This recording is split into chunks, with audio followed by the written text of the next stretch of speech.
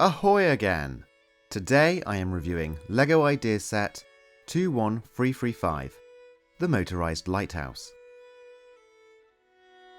This set contains 2,065 pieces and comes with 2 instruction booklets, totaling 400 pages.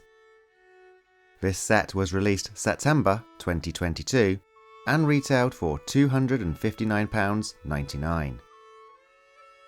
The minifigures included are the lighthouse keeper and an unknown female character who, for the purpose of this video, I will be calling the lighthouse keeper's wife. Both minifigures have front and back torso printing, but only the lighthouse keeper's wife has the additional detail in the form of dual moulded legs. There is a common rowboat moulded in white for the first time and christened Leader, thanks to the application of a sticker. There is a pair of oars to aid the minifigures on their journey as they make their way to and from the island, and a bucket, just in case they spring a leak. Other accessories included are a compass and telescope for navigational purposes, a standard seagull, and a tiny kitten in dark grey. The first part of this build is spread over 5 bags and makes up the island base on where the lighthouse will eventually sit. Inside this hollow shell, there is quite a lot going on. Housed at one end is the motor, and built into the wall at the other is the battery pack. The battery pack is cleverly disguised and can easily be revealed by the removal of a decorated brick-built rock panel. There is a small accessible alcove which leads to the promise of a forgotten treasure, but most importantly also conceals a small Technic lever built into the wall, which once flicked triggers the activation of a circuit breaker style switch, engaging power to the motor and lights. Adorning the outside, there are some nice little stone facades that are applied around the island base to give it some extra rocky texture, and there's also a small sandy beach area complete with seaweed covered anchor. Even more aesthetic detail lies in the form of a weathered stone jetty, which offers a handy place to tether your boat, and a set of uneven steps lead up to the top of the island and to the main focal point of this build. The next part is the construction of the Spartan yet compact living quarters, complete with bed, stove, and everything else a lighthouse keeper needs for a short stay away from home. This bijou abode is connected to the base of the main tower via a tan connector pin, which is then ingeniously disguised by what I can only assume and hope is a big-mouth Billy Bass. Next, we begin our ascent skywards as we build the rest of the narrowing and slender tower. Each section has a removable panel which allows access and to look inside, but these sections are incredibly small and can only accommodate the tiniest accent of extra furnishings, and the spinning axle that is needed to turn the light. As we build, we also install the wiring, trailing one cable inside the tower's wall cavity, while the other is fed back down and hooks over the peg built into the wall. The exposed wiring is then fed into the back of the cottage and hidden behind the removable fireplace covering.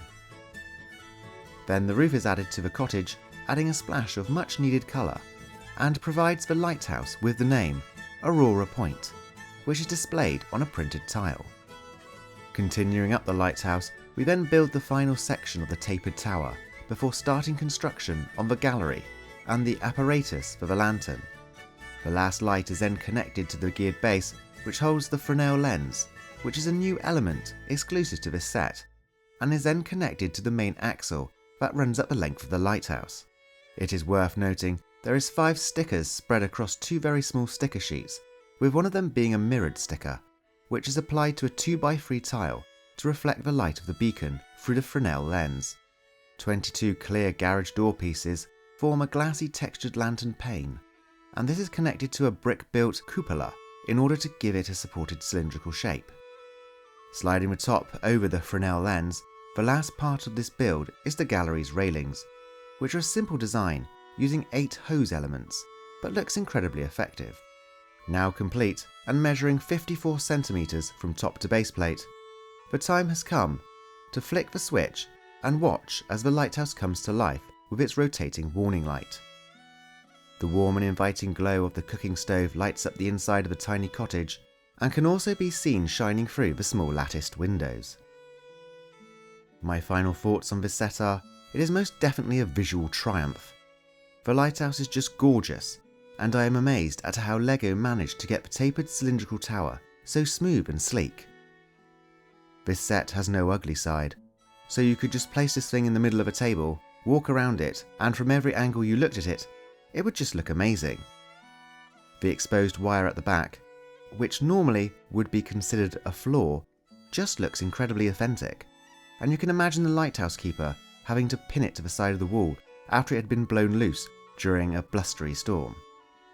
This set does, however, have a few issues. The first is very minor with the exterior stonework, which can very easily be nudged out of alignment if you're not too careful. And on the subject of accessories, I feel an additional hairpiece for at least one of the minifigures is needed to make up for the lack of additional face printing. Unfortunately, the light from the main beacon just isn't all that bright, and it would have looked far more impressive if the small windows lit up in the shaft of the tower as well. I also wish there was an option where you could activate only the lights and not the motor, as the motor is very noisy.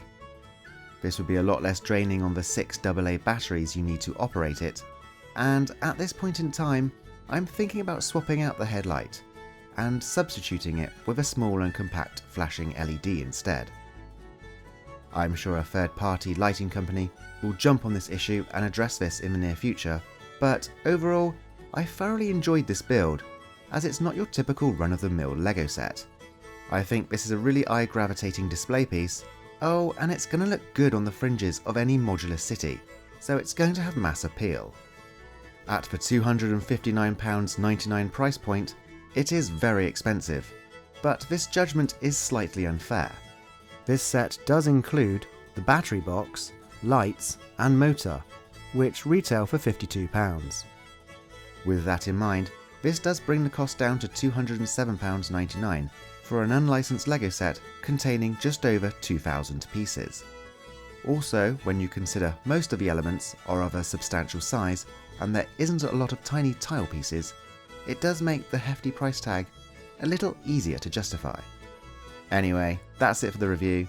Now it's time for the maritime money shots.